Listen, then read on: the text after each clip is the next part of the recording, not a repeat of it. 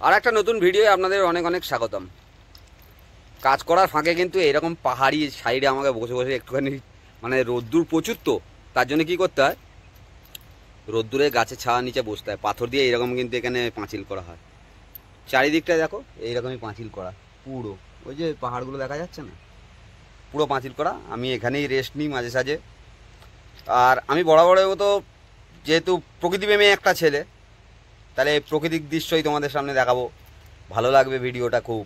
আজকে তো প্রচুর রোদ উঠেছে, ঝলমলে। আকাশটা পরিষ্কার থাকলে না অ্যাকচুয়ালি ভিডিওটা ভালো হয়। আকাশ যদি মেঘলা মেঘলা থাকে, পাহাড়গুলো না দেখা যায়, তখন কিন্তু ভিডিও ভালো হয় না।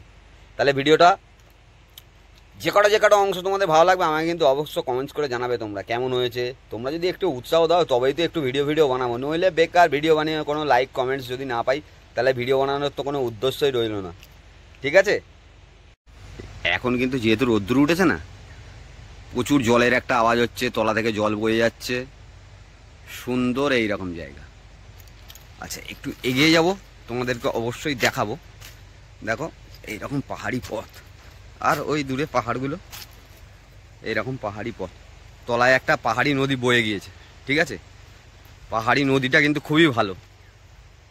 আর এখানে না এই ধরনের বিশেষ জঙ্গলি ফুলগুলো হয়, যেগুলোকে কিন্তু ভীষণ সুন্দর আর কিউট দেখতে হয়। দেখো কি সুন্দর দেখতে, ভীষণ সুন্দর দেখতে হয়, যেগুলো আমার খুব ভাল লাগে। আর এই যে গাছগুলো দেখছো, এগুলো কিন্তু সব কাজু গাছ, এই যে লাগানো রয়েছে টুকটাক। পাহাড়ের ওই দিকটার যত মোটামুটি গাছপালা আছে সবই কিন্তু বেশিরভাগ কাজু গাছ হয়। ঝর্ণাটার দিকে যাই, হ্যাঁ, ঝর্ণা বা নদী, এটার জল কিন্তু এখন একটু কমে গিয়েছে। এরকম বড় বড় পাথর থাকে এখানে। ওই দেখো পেঁপে গাছে পেঁপে হয়েছে, দেখেছো?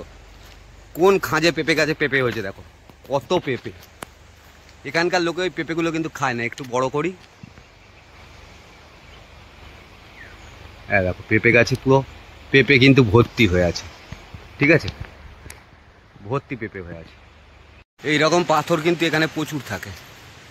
দেখো এইরকম বড় বড় পাথর, যেগুলো কিন্তু এগুলো কিন্তু প্রাকৃতিকভাবেই এখানে রয়ে গিয়েছে। পাথর কিন্তু জীবনেও উল্টো দিকে খুলে পড়বে না, জীবনেও উল্টো দিকে খুলে পড়বে না। এটা পুরো কাজুর জঙ্গল। আর বিশাল একটা শব্দ হচ্ছে, যেটা সেটা হচ্ছে জল। জল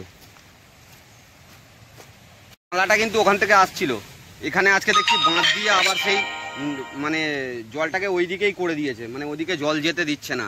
এই দিক থেকে যে জলটা আসছিল এখানে একটা ফুটো করে দিয়েছে, দিয়ে আবার নদীতেই জলটাকে ব্যাক করে দিচ্ছে, মানে জল লাগবে না কিন্তু ওদের। এগিয়ে যাব ওই জঙ্গলটার দিকে, আর তোমাদেরকে দেখাবো সুন্দর আরও প্রচুর পরিমাণে বেড়ে গিয়েছে, প্রচুর তোর বেড়ে গিয়েছে জলের। ঠিক আছে, এইদিকে দেয়াল ফুটো করে জলটা ছেড়ে দিয়েছে বলে এদিক থেকেও প্রচুর পরিমাণে জল আসছে, কিন্তু প্রচুর জলের তোর বেড়ে গিয়েছে। ঠিক আছে, প্রচুর পরিমাণে জলের তোর বেড়ে গিয়েছে। সুন্দর জায়গা কিন্তু, আরও সামনে এগিয়ে যাব আর দেখাতে থাকবো আপনাদেরকে।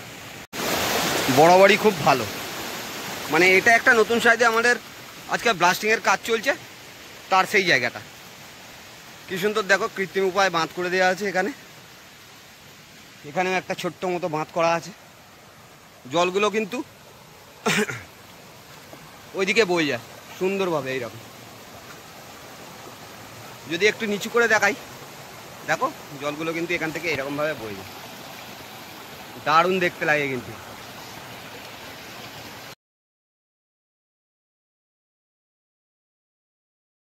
কিন্তু আমার এসব জায়গাগুলো খুব ভালো লাগে ঘুরতে, একা একা,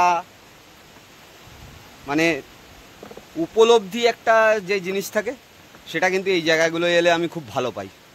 এবং এই যে আমার পেছনের ধান ক্ষেত, পাহাড়, এগুলো সব কিন্তু খুব মানে মিলেমিশে খুব খুব মনে একটা আনন্দ সৃষ্টি করে আমার, যেটা আমি আপনাদের সঙ্গে শেয়ার করি। উল্টো পিঠ থেকে যদি দেখাই এই জায়গাটা একটুখানি এগিয়ে যাই, যে আমার পিছন দিকটা দেখাই, মানে এগুলো কিন্তু সব কৃত্রিম সৃষ্টি, এগুলো কিন্তু সব কৃত্রিম সৃষ্টি। নদী বয়ে গিয়েছে পেছনে আমার, আর মাঝখানে বাঁধ করে দেওয়া হয়েছে। বাঁধগুলো নিজেদের লোকেরা এখানে করে নিয়েছে, জল অনেক সময় চাষের কাজে লাগে তার জন্য। সুন্দর প্রকৃতির নজারায় কিন্তু ভর্তি এখানটা, চারিপাশে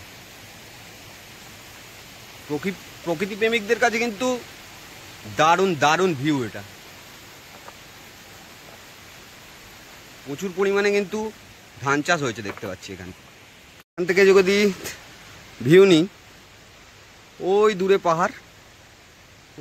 পাহাড় ভর্তি, সুন্দর নীল আকাশ, তার সঙ্গে এইরকম জায়গা, এইরকম পর্বত, ঝর্ণা, নদী, সব কিছু মিলেমিশে একাকার এখানটা।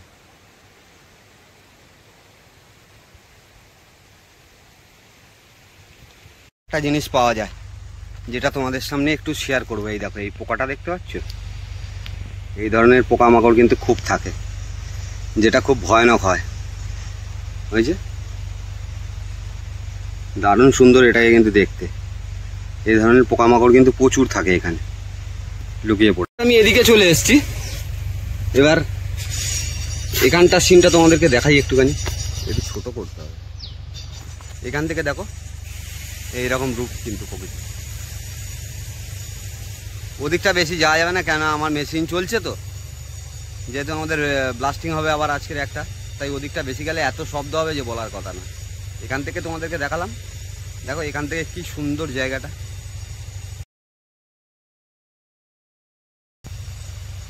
এটা তো আমাদের ওখানেও পাওয়া যায়। সুন্দর প্রজাপতি, একটু বসুক, দেখা দেবো।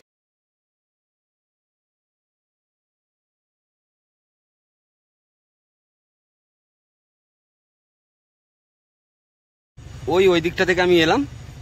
এই যে সামনে এরকম কাজুর বাগান, এই যে প্রচুর কাজুর বাগান। এগুলো যা আপনারা দেখছেন সব কিন্তু কাজুর বাগান। এখানে কাজুটা প্রচুর পরিমাণে চাষ হয়, ঠিক আছে।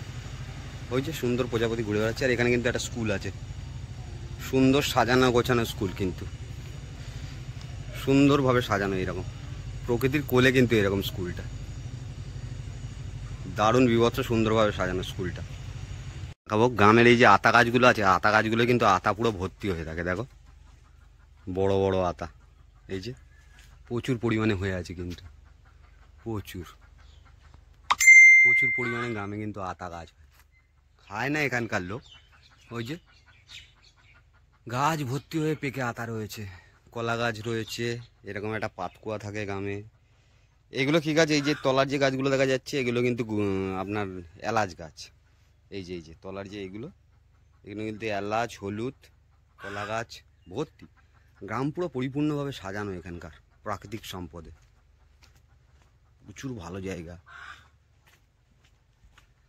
গ্রামে যাচ্ছি, একটা দোকান থেকে একটু লঙ্কার গুঁড়ো লাগবে, দেখি দোকান আছে কিনা। গ্রামে দোকান থাকে না, কিন্তু 7-8 কিলোমিটার গেলে তবে একটা হয়তো দোকান পাওয়া যায়। জামা কাপড় ঝোলানো।